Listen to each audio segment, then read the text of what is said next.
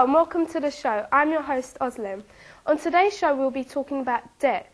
Did you know that 17 million people in the UK are in debt and that 32 million people have credit cards? And if we added all of the debt we're in, it'd come to about £50 billion.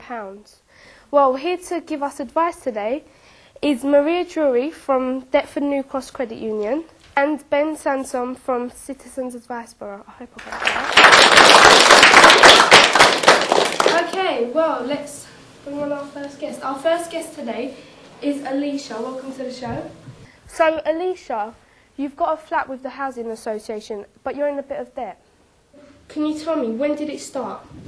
It started about 3 years ago when I wanted to buy TV and video for my flat. I mean, I tried everywhere to get credit, to get money to buy it, and I couldn't get it. So when a man came to my door and offered me money, I thought, well, yeah, it seems like a good idea. How much do you owe, Alicia? About £3,000. £3,000. Can you try and explain to us how it feels to be in so much debt? Sometimes I get depressed and really angry, and I try not to take it on my daughter, but I do. I just end up yelling at her or something, and I really don't want to push it too far. I mean, if I get really angry, I don't want to hurt my baby. Oh no, that's okay. Okay. Well, have we got any questions from the audience? Don't you think it was a bit silly to start borrowing money when you know you wouldn't be able to pay anyone back? I thought I could. Manage If you haven't it. got a job, how are you going to manage that? You can't live on benefits. It's difficult. I know it is difficult. Okay, well, let's move on to Maria. Maria, what advice do you give Alicia? Alicia, you've learnt by your mistake. I think it's always very silly to borrow money from someone that comes to your door. Did you say how much your telly originally cost? It cost £400. So you're paying a hell of a lot more than your original £400. The rate of interest from a doorstep loan shark is always going to be extortionate. There are rules relating to harassment if you owe someone money, so they cannot threaten you for it. So you do need to seek further advice about that. Okay. Okay, well, thank you, Ben and Maria, and thank you, Alicia. I know that was hard for you. Now, moving on to our next guest. Our next guest is Dion from Bromley. Now, Dion, you're planning to get married next year. You've got a good job, but you do owe some money. Yeah, I'm the supervisor at a local supermarket. So, where does your money go? Well, I spend about £40 a week on scratch cards, and on a Friday evening I'll spend about £200 to £300 on blackjack. Whoa. What does your boyfriend think to this? Every time I talk to my boyfriend about it, he gets annoyed about the situation, so... Have you ever thought that you may be addicted? I don't appreciate you coming out with that, to be quite honest. Some people smoke, some people drink. I choose to do a couple of scratch cards a week. That's not a big deal to me. Don't you think if you cut down maybe, I understand you enjoy it, but if you cut down you might be able to afford to slowly get yourself out of debt?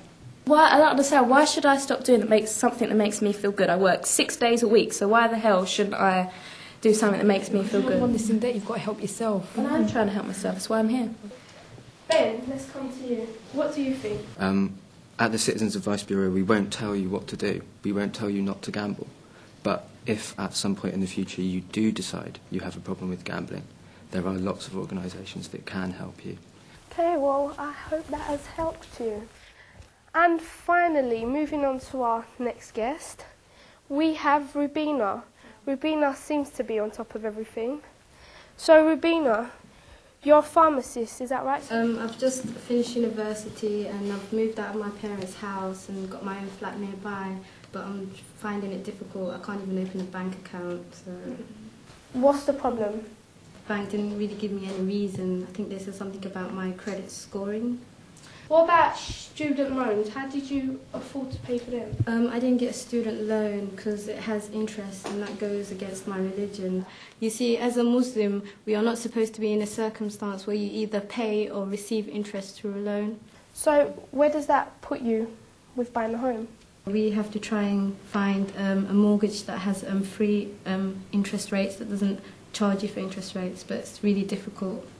You are being stubborn, obviously, because what's more important to you? Well, what's more important to me is my belief as a Muslim, because I want to get through life. It doesn't life. stop you from getting a council flat. It does. I want to be independent to show my parents that I'm doing well. I'm the oldest out of 3 children. I just want to show them that I can do it on my own. So I wouldn't call it stubborn. Let's go to our professional advisors. So, Maria, let's come to you first. What do you think? Hi. Have you been moving around a lot? Yeah, during uni I moved in and out of flats with mates. That would give one of the reasons why your credit scoring might be as it is and you can't get credit. You can actually get a mortgage that falls in with your beliefs from the Bank of Kuwait, who operate through the West Bromwich Building Society that meet the ethics of your religion. You do have a right to ask the credit reference agencies what your credit rating is. Again, we can give you more information about that later. As Maria said, it's easier to get credit if you're already in debt with someone, okay? Okay, well, thank you. So, as you can see, debt can be manageable. But if you do find yourself in debt, there is always an organisation you can turn to for help. But I'm afraid that we've come to the end of our show. So I'd like to thank all of our guests, especially Maria and Ben. And see you next time on Ozlem.